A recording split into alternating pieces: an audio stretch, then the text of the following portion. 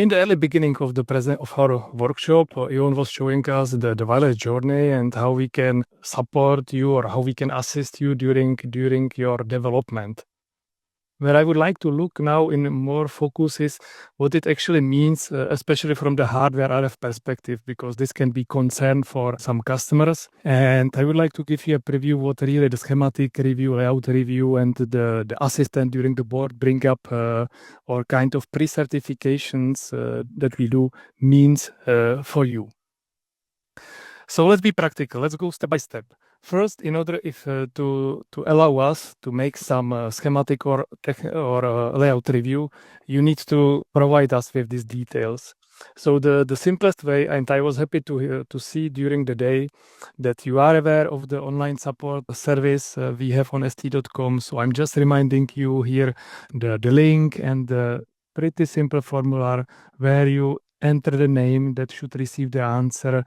You select the right product, STM32WBA6 as an example, and you just place your request saying, "Dear guys, I have a new design. Here attached is my schematic and layout. Please do the job." And what we do, having this data in hand, we can do something what we call design review. This is a, let's say, formalized process that ends up with a PDF report that we are sending back to you. And what is inside? Inside is long list of many different things that we are checking. And so starting with the schematic review, we look into the topology of the matching network, in the topology of the filter you are using. We can check the antenna, if it is integrated one. We check for sure also the bill of material, especially for the quality of the components, that they have necessary tolerances. So all the tuning capacitors or crystal oscillators are reviewed, whether they are in the conditions that can make a good design. Then we go to the layout, to the PCB layout review. Again, we have a long list, dozens of lines that we are checking, and me and my colleagues, we go like pilots before the takeoff, line by line, and checking if there is enough ground planes, if there are enough wires, if there is a good decoupling used. And in case there is something not okay, there are at the end of the report kind of appendices where we try to explain what is wrong and how to improve. So we can tell you, please add some decoupling capacitors here, move the track there, move the all complete component in better position to assure, for example, proper decoupling. Again, here we also can recalculate, or we usually recalculate for you the coplanar waveguides, whether it is properly implemented. And again, we look into the antenna. And in special cases where environment is difficult, so if your application should be in the, let's say, wearable domain, so it needs to be attached somewhere on the human body, or if it is encapsulated in the metallic environment, we can even design for you a custom antenna. For sure, this needs to be based on the mutual agreement, and we need to get some approval from our technical marketing colleagues. For this custom antenna design, we use the 3D field simulation tools, in particular CST Studio or HFSS. And it is either the antenna or the design as a complete what we can simulate. And I believe this is something what can save you a lot of prototyping rounds, and you can get faster to the market. Then once we have the prototype, and again, we are already somehow more engaged. You share the prototype with us. It comes to the lab either in Czech Republic or in France. We have many equipment, and here on the screen I put just the equipment we use for the Bluetooth low energy. And the blocks we cannot miss are spectrum analyzers that we need to mainly during the pre-certification job for the regional certifications like FCC or CE. In case we need to check immunity or sensitivity of your design, we frequently use different signal generators. When there is an antenna integrated or antenna designed from us, it needs to be matched, and this job cannot be done without the VNA. And again, there might be special cases, and it was mentioned in the chat in the morning, we can offer you even the BLE radio itself, pre-certification service, and you can get from us a nice report that will be mentioned in a few minutes. But I believe it was enough of talking. Let's go again into the lab, and I'm passing my word to Miroslav.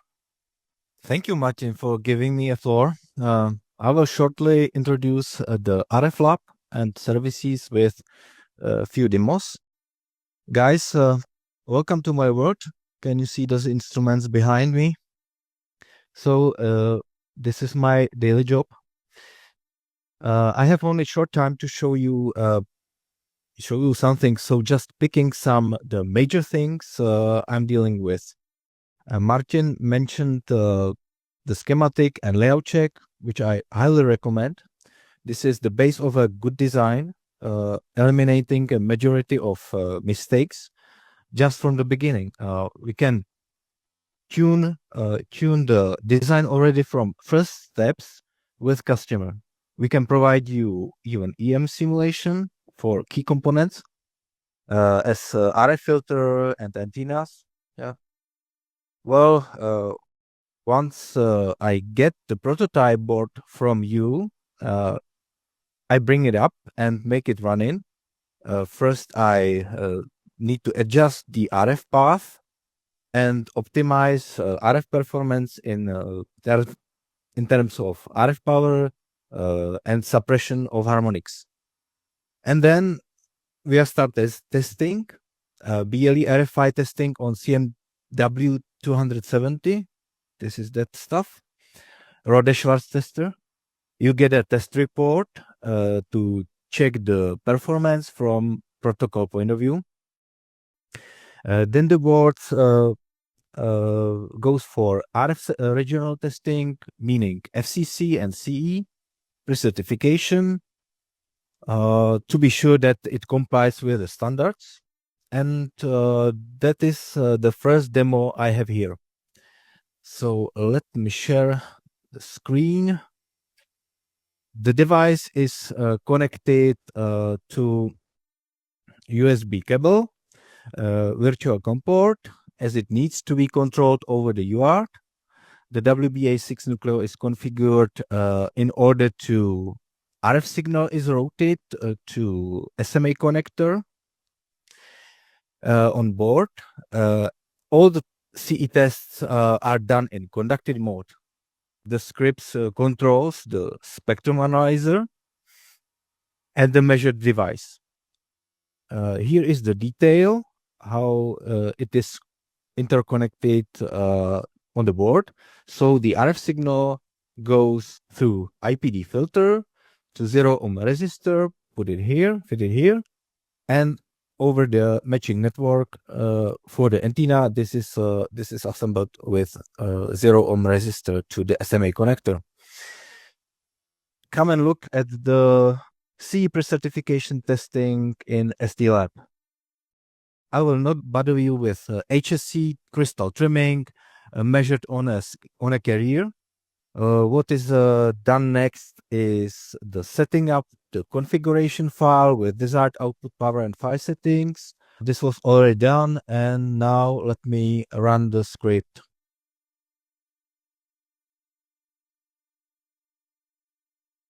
Okay.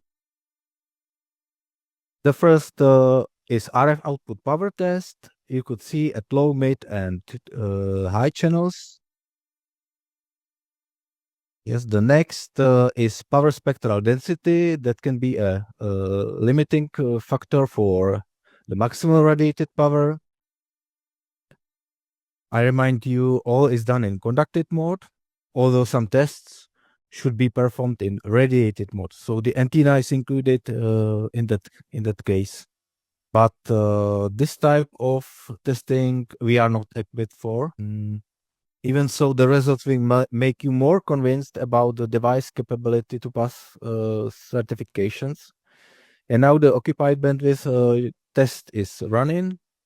The test verifies that 99% of generated power is inside the allocated band. Yeah, the out-of-band emission test is skipped for this demo as this takes much more time. The important test is TX emissions. You can see the band is divided into several subbands as the configuration of the spectrum analyzer is different for each single one. Yeah, the TX spurios is often the reason for not passing the test, and thus the RF filter must be well designed. Before the test is over, I want to note you that we can also run FCC, RF pre-certification test, no matter if BLE or ZigBee protocol is used.